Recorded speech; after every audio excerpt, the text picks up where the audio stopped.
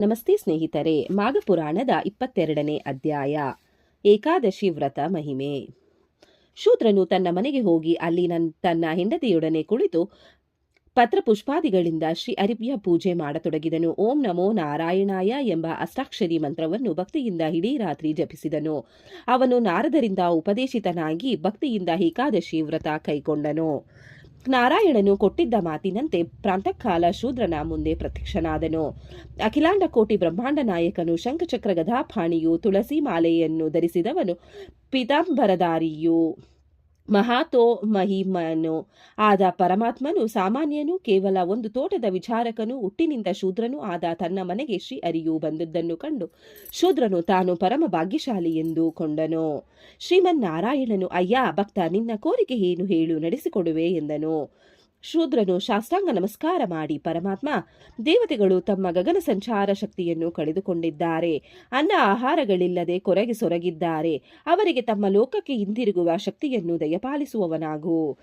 ಏನೋ ಒಂದು ಕೆಲಸವಾಗಿ ಹೋಯಿತು, ಇದರಿಂದ ಅವರು ಪಾಡುಪಡುವುದು ಬೇಡ ಎಂದನು.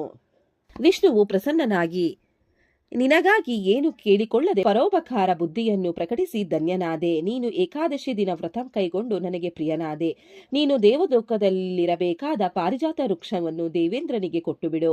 ತುಳಸಿ ಪ್ರಿಯನಾದ ನನಗೆ ಪರಮ ಪವಿತ್ರವಾದ ತುಳಸಿ ವೃಕ್ಷವನ್ನು ಕೊಡು. ಇದರಿಂದ ನಿನಗೆ ಶುಭವಾಗುವುದು ಎಂದು ಹೇಳಲು ಶೂದ್ರನಿಗೆ ಪರಮ ಸಂತೋಷವಾಯಿತು.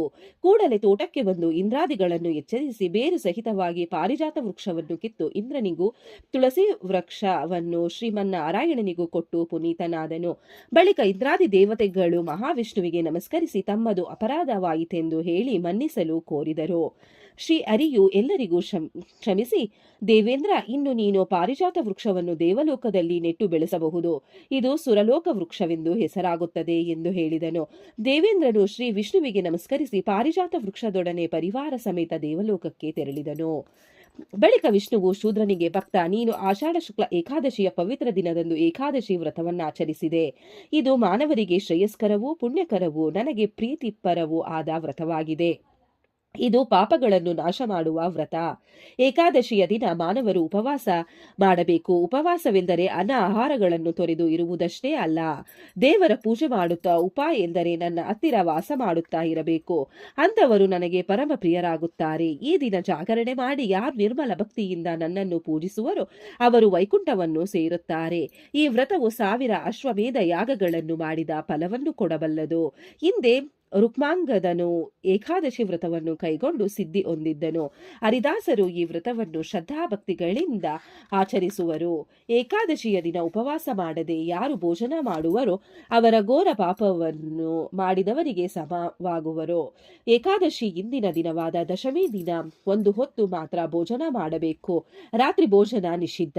ಏಕಾದಶಿ ದಿನ ಪೂರ ನಿರಾಹಾರಿಯಾಗಿದ್ದು ಹರಿಪೂಜೆ ಮಾಡಬೇಕು. ದ್ವಾದಶಿ ದಿನ ಪಾರಣೆ ಮಾಡಬೇಕು. ಅಂದು ರಾತ್ರಿ ಭೋಜನ ನಿಷಿದ್ಧ. ಇದು ಏಕಾದಶಿ ವ್ರತದ ನಿಯಮ. ಶ್ರೀ ಹರಿ ಪ್ರೀತ್ಯರ್ಥವಾದ ಈ ವ್ರತ ಕೈಗೊಳ್ಳುವವರು ಸರ್ವ ಪಾಪಗಳಿಂದ ಮುಕ್ತರಾಗಿ ಹರಿಗೆ ಪ್ರಿಯರಾಗುವರು ಎಂದು ಹೇಳಿ ಅಂತರ್ಧನಾದನು. ಇಲ್ಲಿಗೆ 22ನೇ ಅಧ್ಯಾಯವು ಮುಕ್ತಾಯಗೊಂಡಿತು. ಈ ಅಧ್ಯಾಯವನ್ನು ಓದಿದವರು, ಕೇಳಿದವರಿಗೂ, ಶ್ರವಣ ಮಾಡಿದವರಿಗೂ ಆ ಭಗವಂತ ಒಳ್ಳೆಯದನ್ನು ಮಾಡಲಿ. ಓಂ ನಮೋ ಭಗವತೆ ವಾಸುದೇವಾಯ ನಮಃ.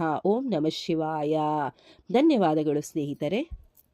ವಿಡಿಯೋ ನೋಡಿಕ್ಕೆ ಎಲ್ಲರಿಗೂ ಧನ್ಯವಾದಗಳು.